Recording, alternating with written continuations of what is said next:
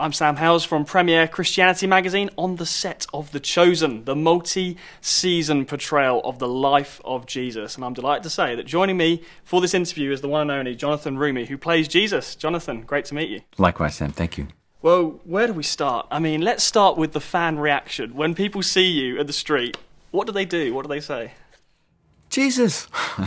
That's usually the first thing that happens.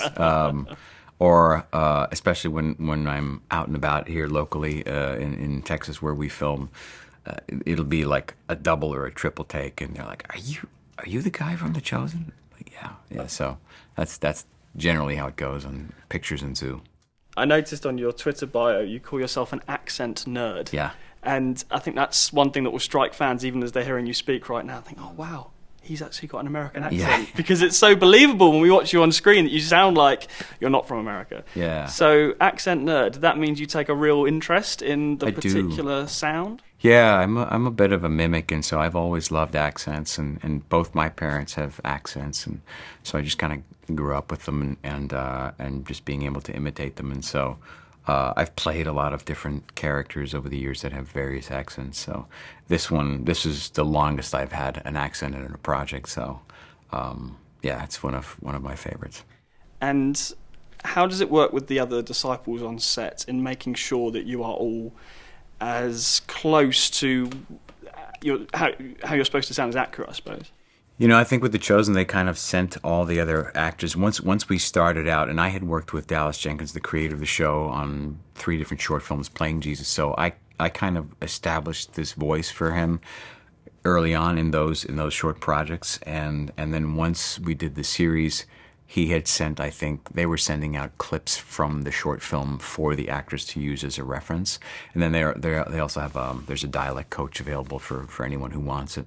But it's generally a generic kind of lighter Middle Eastern accent. And then you just hope that everybody can kind of stay in that vein. But just like human beings, everybody's got slight differences in the way they speak. So it's worked out really well, and one of the things we get a lot of compliments on is the diversity of the show and the people that are in it. And there's a lot of actors, a lot of the cast members are Middle Eastern as well and grew up with Middle Eastern accents, so they bring a level of authenticity to it that we're pretty proud of. As you know, people love to engage with the show, and because it makes them think about, wow, would Jesus have done that and said that? How does that work with you? Because obviously you have a Christian faith yourself. Are you ever handed a script and you think, I just don't think Jesus would quite say it that way, and are you able to tweak it? How does that work? Yeah, and you know, with The Chosen, Dallas Jenkins, the creator, has been really collaborative. He's super collaborative from the get-go, and so if there's ever an instance where I feel like I don't know if I would I would want him to say it like this. What if we tried this? Inevitably, we will try one or both, or I might give him a suggestion. He may say, "Let's go with that," or he may say, "Let's stick with the original." So it's there's give and take, but the good news is that he's always been super collaborative, and it's made for a really great working relationship. As I say, you have a Christian faith yourself, but of course there's plenty of people on set and around The Chosen who don't. Is there an added dimension to what you're doing that is spiritual, though? Because you are not just an actor playing Jesus, you are a Christian playing Jesus. That must bring an added dimension, maybe even pressure to what you're doing. I'm not sure if it brings a pressure for me to play Jesus as a Christian. I think it informs what I do, because I spend a lot of the time every week, going to church and participating in the sacraments and the sacramental life, which is all centered around Jesus and his ministry and his life and his death and resurrection. And so I think it kind of enhances the level and the details and the flavors that I can add to it, because it's just something that I've grown up with and I've always thought about. So I think it's only helped me. So tell us a little bit about Season 3. What can we expect? What surprises are in store? Season 3 is going to melt people's faces off, is what I tell people. I mean, there's so much that's happening, and it's so epic. I mean, it's on a level that people aren't going to expect. The fact that we're think November 18th, we're releasing it theatrically in the English-speaking world, so people can go to cinemas and watch the show.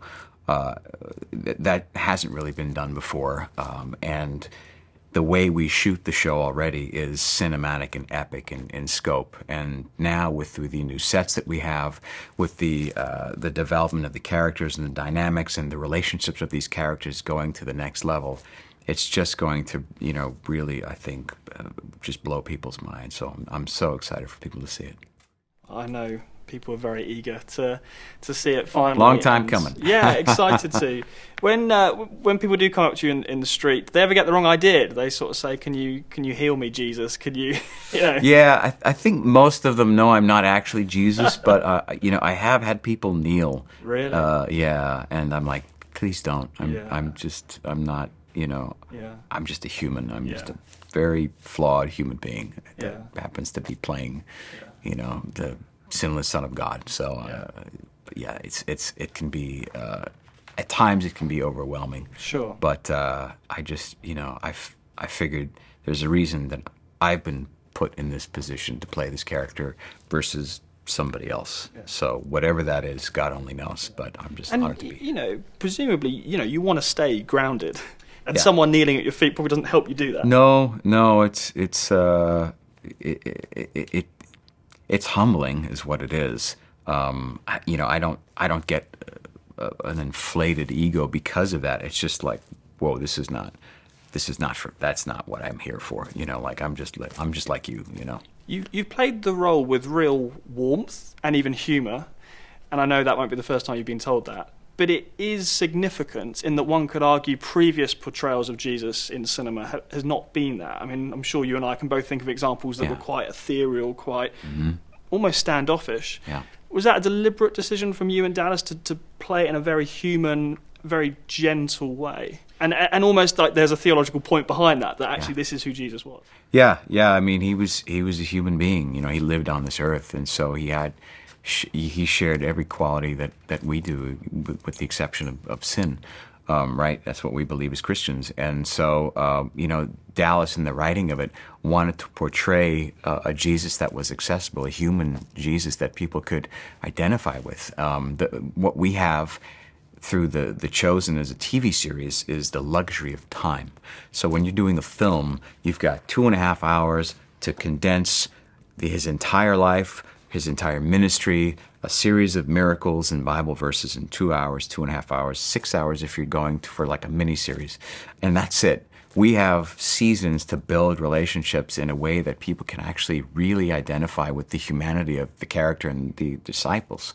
So there's a little bit of an advantage there, but I think that's what's been the secret sauce with the show. I mean, Jesus said some hard things as well, though, didn't he? He did. Yeah. Are we going to see that in season 3? Even, I mean, at one point he's going to have to flip some tables over, for example. So does that play into your thinking as well? Of you've got to have that balance, I suppose. Yeah. I think we will see more of that this season. We'll the disciples have been set, the ministry is in full gear, and now it's like, okay, we're running up against Pharisees. There's tension, and we get a little bit of a taste of not just the warm and fuzzy stuff. Okay. Yeah. Wow. We look forward to seeing it. Jonathan Roumie, thank you so much for joining us. Pleasure.